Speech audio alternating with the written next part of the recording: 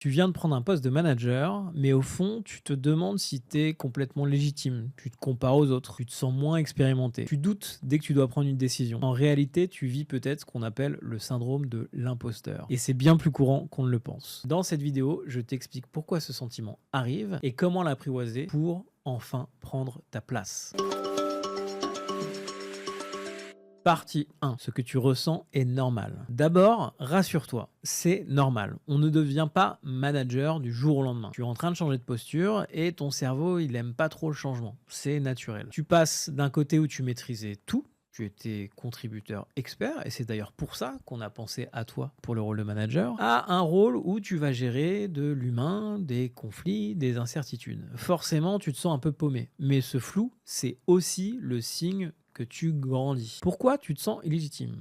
En réalité, il y a 3 grandes raisons. La raison numéro 1, c'est que tu crois que pour être manager, il faut tout savoir. Il faut inspirer tout le monde, il faut être le leader derrière lequel tout le monde se range. Mais en réalité, la légitimité, ça va se construire dans l'action et dans le temps avec des premières victoires. Raison numéro 2, tu n'as pas eu de modèle clair. Peut-être que tu n'as jamais eu un bon manager et que tu ne sais même pas ce que bien manager veut dire. Et tout ça, ça va rajouter de la pression. C'est pas toi le problème, c'est juste que tu n'as pas encore trouvé ton propre style. Enfin, raison numéro 3, tu te demandes si tu dois jouer un rôle pour être plus dur, pour être plus distant, pour être plus directif. Spoiler, non, tu n'as pas à te travestir et à changer de rôle, changer de costume. Tu peux être manager en restant toi-même. Et souvent d'ailleurs, c'est ce qui marche le mieux. Maintenant, je te propose 3 repères pour réussir à prendre ta place en tant que manager. Premier repère, commence par poser un cadre simple dès le départ. Dis à ton équipe ce que tu attends d'elle, ce que tu tolères et ce que vous allez construire ensemble.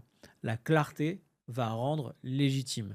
Tes collègues vont se sentir guidés progressivement, la confiance va s'établir et les premières victoires communes vont arriver. Deuxième repère, prends appui sur des rituels stables et solides. Tu n'as pas besoin d'improviser en permanence. Les points individuels, les réunions d'équipe, ce sont des moments où tu incarnes ta posture de manager. C'est des moments où effectivement tu endosses le rôle, où tu dois être pleinement présent au contact de ton équipe. Enfin, repère numéro 3, assume et dis-le aussi à tes collègues que tu es en train d'apprendre. Ta légitimité ne vient pas d'un diplôme, elle vient de ta capacité à écouter, à progresser et à t'ajuster en permanence. Dire je débute mais je suis à fond pour faire au mieux, c'est une posture forte, c'est un message fort qui sera certainement bien reçu par tes collègues. Pour conclure, sache que se sentir illégitime, c'est pas un échec, c'est un passage obligé. Et la bonne nouvelle, c'est que tu peux t'en sortir en posant des bonnes bases dès le début. Justement à ce sujet, j'ai préparé un webinaire 100% gratuit et actionnable pour t'aider à structurer tes 90 premiers jours en tant que manager. Tu y trouveras un plan clair, des repères concrets